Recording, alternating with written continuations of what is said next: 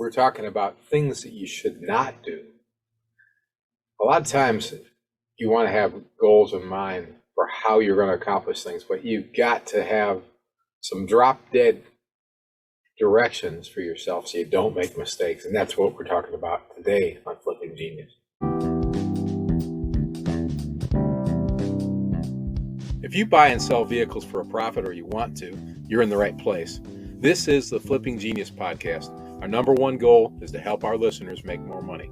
Every episode, we share information, ideas, and experiences of real-life car flippers. I'm Randy Lee. I'm the host of Flipping Genius. I've flipped cars most of my life. For over a dozen years now, I've been a licensed dealer. I am working to build the best podcast about successfully flipping cars for a consistent profit. Let's get to it, flippers. Okay, we're talking about what you shouldn't do. One of the first things I thought of is you shouldn't project too optimistic of a selling price. When I calculate my selling price, my estimated selling price of a vehicle, I usually use Kelley Blue Book. Kelley Blue Book is what I find more of my buyers, my ultimate buyers, use, and also when I buy from individuals, they tend to also look at Kelley Blue Book. So that seems to be the most universal tool. And I look at Kelley Blue Book private party fair price to good price. That's usually where I think I'll wind up at. There's only been a couple times in all the years that I've been doing vehicles that I've sold a vehicle for retail. So that's not something I usually look at. So be realistic in what you ultimately will sell that vehicle for. When I'm making a purchase, whether it be at auction or from an individual or from a wholesaler, I take a look at the vehicle and judge what I believe that I'll sell that vehicle for. Generally, I'm using private party fair price because I want to be conservative. And for instance, if I have a vehicle that I believe private party fair to good price is going to be about $4,200, and when I sell it, I want to make about $1,500 on that vehicle, so that brings me back to $2,700. Let's say I guesstimate that we'll have to put about $700 in repairs into that vehicle to get it there. Now I'm down to $2,000, and then I throw another $200 in for overhead costs. That's $1,800.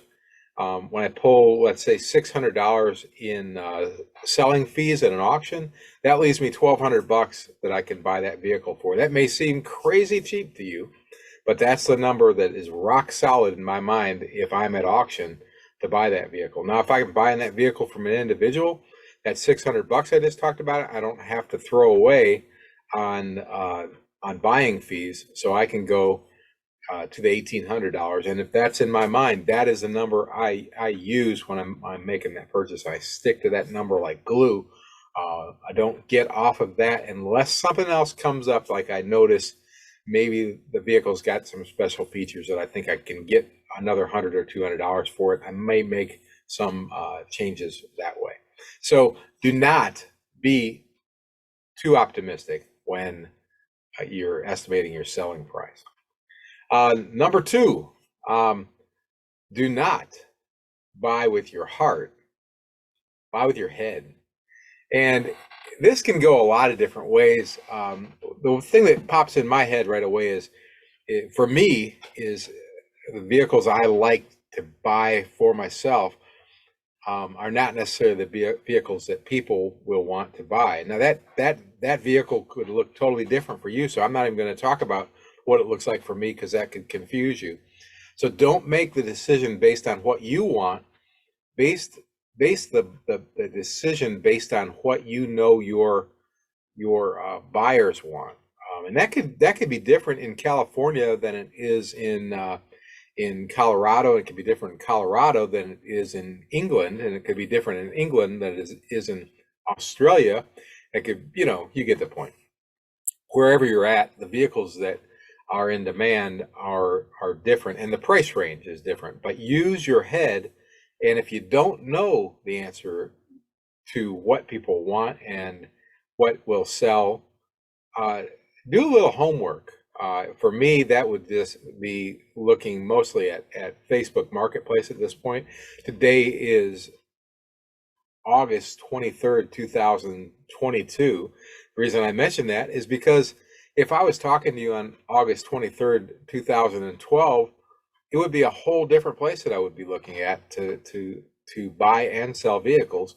Um, and I suspect 10 years from now, that place will be different. So look at the tools around you and how you're going to buy and sell and see what's buying and selling and what it sells for before you make your decisions. But make your decision, your buying decision, with your heart, with your head, not your heart. um, and also, number three, do not allow your ego to enter the fray. What I mean by this is especially if you are at a car auction, this is something that can come up, or even if you just have an auction right there at your desk, like uh, uh, basically a silent auction where you're purchasing online. Uh, don't let the fact that other people are willing to bid more for a vehicle affect you. And it's probably more, ego is probably going to come in and play more when you're standing in a lane next to somebody else, or maybe you've got more than one person interested in a vehicle. You're competing with somebody else to purchase a vehicle. Um, use your number. Use your number, and if somebody that vehicle, that sample vehicle I mentioned earlier, if they think it's worth 2,500, let them pay 2,500, whether it be at an auction or wherever. If it doesn't make sense to you, don't pay that.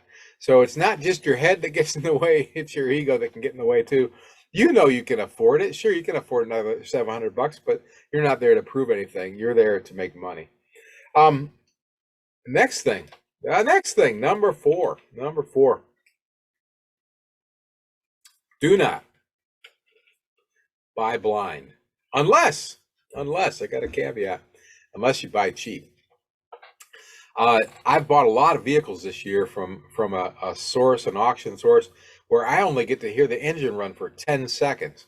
I can go look at the vehicles pre-auction, but I can't drive them, and I can get very, very little information out of them. So I've got to buy these vehicles cheap in order for me to make money. So don't buy blind unless you can buy cheap. I mean, the fact is, if you can buy a vehicle in a situation where if you get it at that price, you almost can't lose, then it's okay. Almost can't lose. Be careful with that one. And when you do lose, if the loss is not so great that it damages you financially, then go ahead. And that's what I do. That's exactly how I do it. But if you can, try not to buy blind ever. But if in many situations, you're going to have to go in and make a decision quickly. Make sure you make a smart decision. Number two, with your head, not your heart. Number five,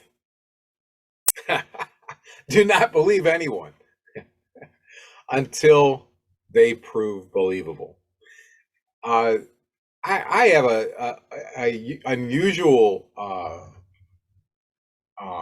handicap about me in that I do believe people. I trust people. I say it's unusual because we're in the car business, and you know, a lot of people in the car business tend to be thought of as not above board or honest. But the fact is, I don't think we're any more so than the real estate business, the insurance business. People in business, there are some people out there that are not trustworthy. They just are whatever business you're in. So do not automatically believe what people say. But when they do, when they are honest, then build relationships. So my advice here is do not believe anyone until they prove believable, and then build relationships with them, because it makes life so much easier when you can trust people and when you can do business with people that you like. Number six is do not exaggerate your abilities to yourself or to anyone else. I'll tell you what, that gets you in trouble, doesn't it?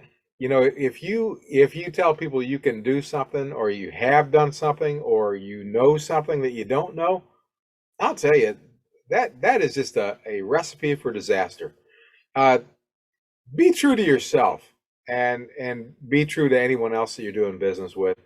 Don't exaggerate what you can do or what you have done, because it'll get you in trouble. It just will. And if you've, I'll tell you what, if you've got questions about any of these things, if you want further elaboration on these things, or if you've got if you got an argument you want to make with me, feel free to. You can reach out to me at flippingquestions@gmail.com, or when you're on the car flipping forum. And if you're not a member yet, please join. It's free to join. FREE, free to join. Just search Flipping Genius at Yahoo at Facebook groups. I'm sorry, at Facebook groups, and you'll find us there. And pose a question to any of these things there, or a comment. We'd love to hear from you. We're going to take a little break right now. When we get back, we're going to go through number 7 through 12 of the 12 things to not do when flipping cars. Be right back. Hey, thanks for listening. And I want you to consider becoming a Flipping Team member. And when you do, we will share with you a startup kit that is valued at $250 or more. And each month, you'll get our Flipping Team Member Success Pack, which is also designed to help you make more money. Each and every month, you'll get more bonus material and other information because you're a Flipping Team member. Go to flippinggenius.com and click on the Flipping Team Member button to learn more. All right, we are back. 12 things to not do when flipping cars. And number 7, it might sound a little bit like number 6. And I suppose it could be, but it's just flat out. Do not lie to your buyers. Do not lie to your buyers. Do not lie to yourself either way. I think that was what the last one was, really. But don't lie to your buyers. Remember what Mom used to say, Dad used to say, do business so that you don't have to worry who's on the next aisle at the grocery store. And I'll tell you, that is exactly it. And also, just tell the truth so you don't have to remember what you said. That's what my mom used to say. And that is so true.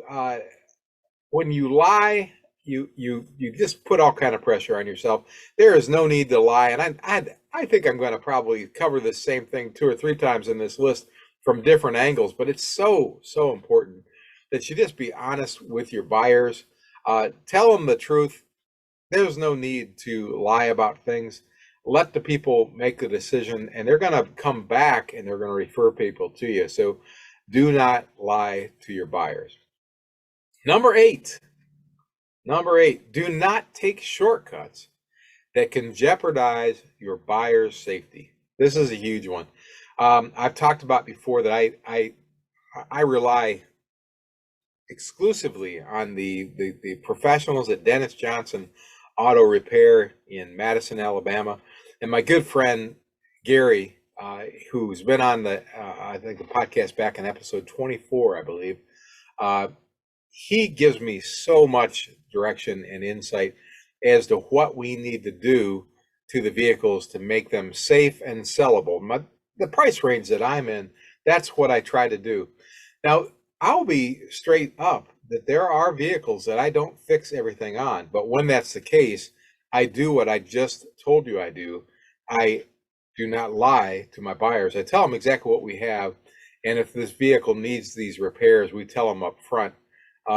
Sometimes I'll take a vehicle like that and just run it back through the auction because I'd rather not jeopardize anybody's safety. But at the same time, if I've got a vehicle and I tell you what's wrong with it, and I only sell it to you because you are somebody who can repair it, I don't really think I'm hurting anybody. But the key is, if you're fixing the car to sell to the general public, do not take shortcuts that can jeopardize your buyer's safety.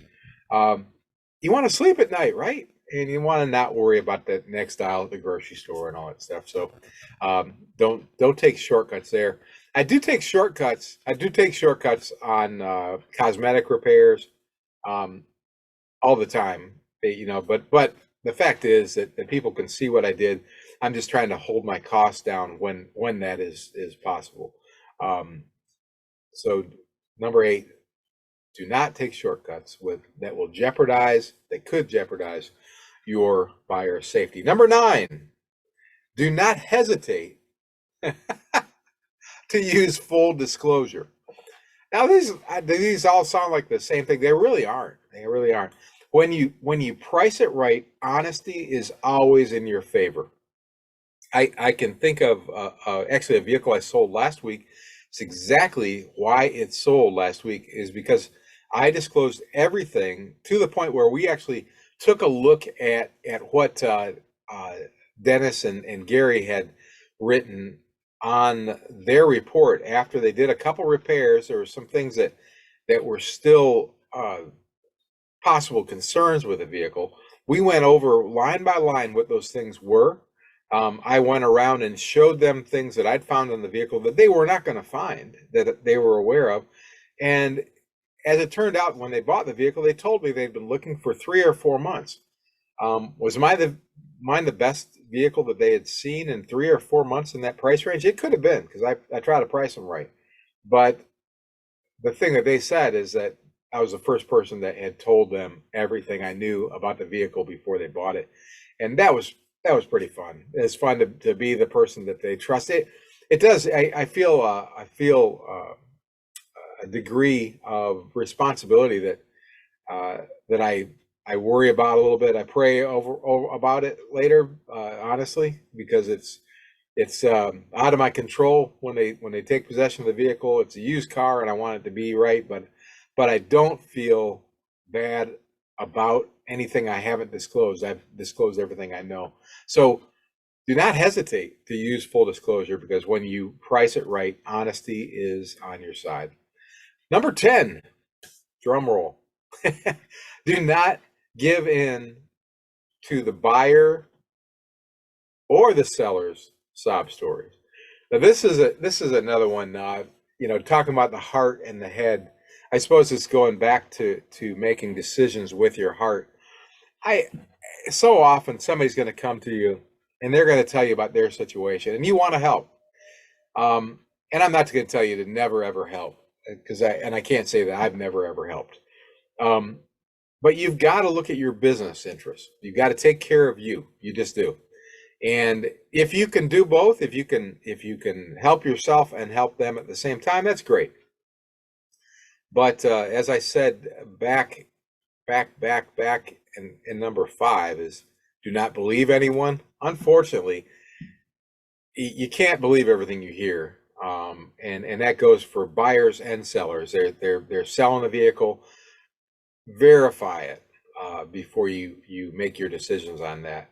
And if you're making a sale, be very cautious as to what you believe, but make your decisions based on your business, not theirs. That's not, you haven't been called to this as a general basis to do charity work. That's not what car flipping is. Do the best you can for everybody involved, but don't give in to the buyers or the sellers' sob stories. Sorry, don't mean to be the Grinch, but that's just the truth. Number 11, and this is probably going to make some of you mad, but I find this to be very true. Do not insist on making the maximum every single time. And that's, this is a big one. If you've got those numbers, like we go back to the numbers, I had $4,200 on that sample vehicle that I was talking about earlier. If $4,200 is my goal, that doesn't mean I'm going to walk away from deals at $3,700 or $3,800, because I'm still making a fair amount of money. And if I can get the cash and walk away in 4 or 5 days and move on to the next deal, that is better for me than hanging on to that vehicle for another 3 weeks, another 3 months. Sometimes it can take that long to get to that number that you have in your mind. And sometimes, frankly, you're just wrong with that number. We're not infallible. And there's other times where you just feel like you left a little money on the table because somebody brings you that 4,200 and boom, it's out the door, and you're thinking, oh man, I bet I could have got 4,800 or 5,200. But don't worry about it, because if you've got the money in your hand and you know how to do everything we talk about, the next deal is going to help you get that money that maybe you left on the table here. So don't insist on making that maximum every single time. Get ready to move on to the next deal. We've got one more left. We'll drink a Kinkapoo Joy Juice. And I'm going to jump in. I'm not going to throw an advertisement at you. You knew. I know you think I was going to tell another advertisement to you. But number 12 is a special one for me, and it's mostly just for me. Before I tell you, though, I'm going to invite you to save us as a favorite. Please subscribe to the Flipping Genius YouTube channel. Every episode these days is available in audio and video. Audio any place where you listen. Video on the Flipping Genius YouTube channel. Just search Flipping Genius on YouTube, and please subscribe so you don't miss any. Tell your friends about us. Give us a 5-star review any place you can. If you have any questions or input, you can email me at flippingquestions@gmail.com or join the Car Flipping Forum and become a member there and share us some information. Also, if you would, consider becoming a car flipping partner or a Flipping Genius team member or a Flipping Genius champion. Just go to flippinggenius.com, just one G, FLIPPINGENIUS.com, and join us on there. You can help the program, and also we will partner with you to the degree that you partner with us and help you make more money, because that's the number one goal of the podcast. Number 12, do not rely on a giant oak tree to stop your Cadillac. Now, this one might not come up for you, but it came up for me on a flip a long time ago, before most of you were even born. I had a 1966 two-tone, might have been three-tone, Cadillac Coupe de Ville. And that old girl was running, but she didn't have any brakes. And I was bringing it home one night, early in the morning, late in the evening, about 3 o'clock in the morning. And I knew all the turns all the way home through Toledo, Ohio, where I lived at the time. I knew where every gas station that was on a corner where you could cut across. I knew where the curbs were that would stop you from cutting across. I knew where the traffic was at 3 in the morning, because I was all 3 in the morning a lot back then. And I knew that ultimately, since I had no brakes on my old Caddy, that I just wanted to make it home so I could stop behind my house and run into this giant oak tree. And that was my goal. That was the game plan for that night. And it worked. It worked. I made it home. I stopped the old Caddy. And it didn't even hurt the thing. I rolled it up the driveway, and by the time I got back to that oak tree, I was going just slow enough that it stopped the car. Of course, there were no airbags on 66 Caddies. But I recommend that you don't do that. Don't rely on a giant oak tree to stop your Cadillac or Chevrolet or Yugo or anything else you're flipping. So that's number 12. Hey, I appreciate you listening in. I hope this helped you make some money. It helped you not lose some money. But those are 12 things to not do when you're flipping cars. I look forward to you hearing from you this week on the Car Flipping Forum. Share anything you've got. If you got some suggestions for future episodes, I'd love to hear them. Hey, thanks for listening. Let's work together. Let's make some money. Let's all become flipping geniuses.